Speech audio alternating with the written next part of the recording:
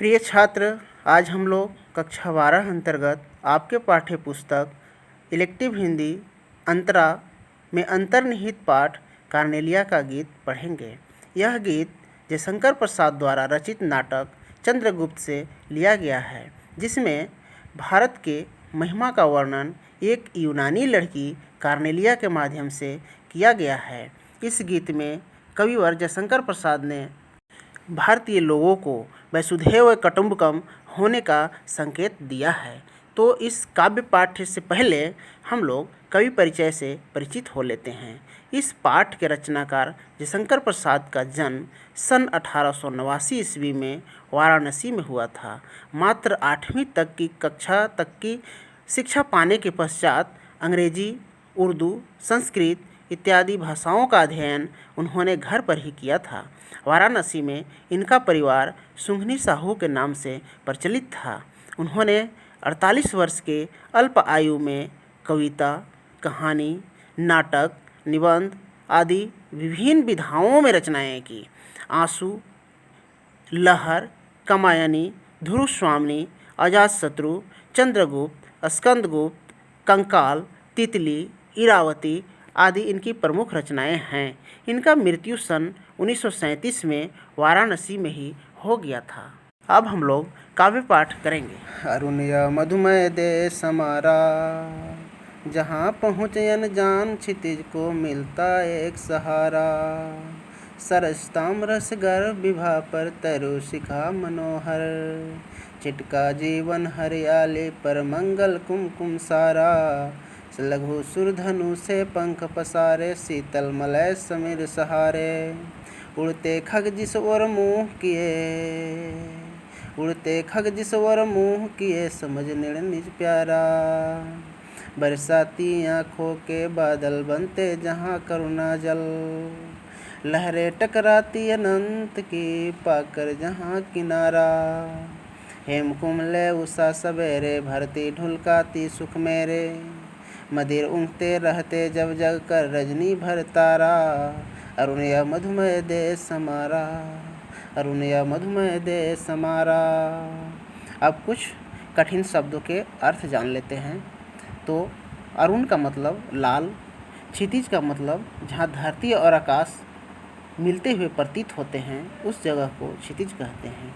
मधुमय मधुर, तामरस अर्थात कमल, तरुशिखा अर्थात वृक्षों की चोटियाँ, मंगल शुभ, कुमकुम अर्थात सिंदूर अथवा रोली, सुरधनु इंद्रधनुष के समान पंखों वाली, नीड़ अर्थात घोंसला, मलय समीर मलय पर्वत से बसंत काल में बहने वाली ठंडी हवा, अनंत जिसका अंत न हो, हेमकुंभ सोने का घड़ा, उषा सुबह का काल, मदिर नशे में अथवा मदहोश।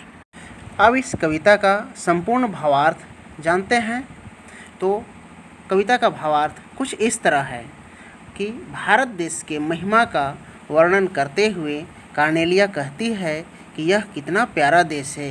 यहाँ के लोग अपनों से तो प्यार करते ही हैं, अनजान लोगों से भी उतना ही प्यार करते हैं। अतिथि सत्कार में कोई कमी नहीं करते। इस देश में किसी को भी सहारा मिल जाता है। कार्नेलिया की भी यही इच्छा है कि अब वह भारत की होकर रहे, और अंत में होता भी यही है कि चंद्रगुप्त मौर्य से उसकी शादी हो जाती है और हमेशा हमेशा के लिए भारत की हो जाती है। आगे वह कहती है कि पूरी दुनिया में सबसे पहले सूर्योदय भारत में होता है। सूर्योदय होते ही सूर्य का प्रकाश पेड़ों की शाखाओं पर पड़ता है, वहाँ से छन छन कर चारों तरफ फैलने लगता है। ऐसा प्रतीत होता है कि पेड़ की शाखाएं कमल के फूल के बीच प्रसन्न होकर नाच रही है, और जब सूर्य की किरणें धरती पर चारों तरफ फैलती है तो ऐसा लगता है किसी ने समूचे धरती पर सिंदूर बिखेर दिया है। अनेक धर्मों और अनेक देशों के लोग भारत में आए और यहीं घुल मिल गए और यहीं की होकर वे रह गए, अतः वे सभी भारत को अपना घर ही समझते हैं। कवि ने भारतीय संस्कृति में करुणा, दया भाव के महत्व को बताते हुए कहा है कि भारत के लोगों में करुणा तथा दया के गुण हैं। वे दूसरे के कष्ट नहीं देख सकते हैं, दूसरों के कष्ट को देखकर इनकी आंखें आंसुओं से भर जाते हैं, जैसे वर्षा ऋतु में बादल पानी से भरे होते हैं। कवि कहता है कि अनंत दिखाई पड़ने वाला समुद्र भी भारत में आकर किनारा मिल जाता है। प्रातः काल में चारों तरफ सूर्य की सुनहरी किरणें फैली हुई है, बहुत ही सुखमय लग रही है। ऐसा लगता है मानो सूर्य सोने के घड़े लेकर धरती पर सुखों की वर्षा कर रही है। और अब ऐसा लग रहा है कि तारे नींद से ऊँघ रहे हैं और वे अब छुपने लगते हैं और सोने चले जा रहे हैं। और इधर धरती पर चारों तरफ सूर्य की रोशनी बिखर रही है, अपनी रोशनी को बिखेर रही है। तो ये था इसका भावार्थ। अब हम लोग इस कविता पाठ भी कर लिए हैं और भावार्थ भी समझ लिए हैं। और अब जो प्रश्न आता है उससे हम थोड़ा सा प्रकाश डालेंगे।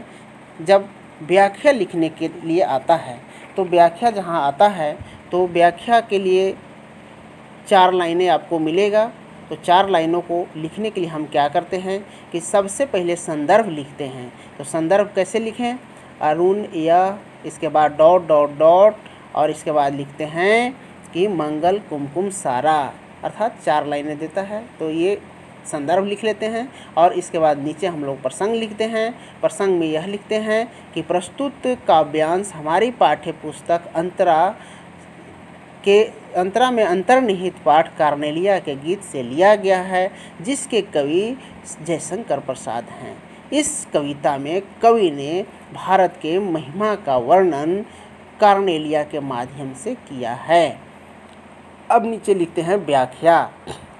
व्याख्या आपको पता ही है और व्याख्या आप लिख लेते हैं। व्याख्या जब लिखा हुआ हो जाता है तब उसको हम लोग नीचे विशेष कुछ लिखते हैं, कुछ भी विशेष होता है उसे लिख लेते हैं। और इसके बाद अगर इस कविता में, इस काव्यांश में कुछ अलंकार का प्रयोग किया गया है तो वह अलंकार हम लोग लिख लेते हैं।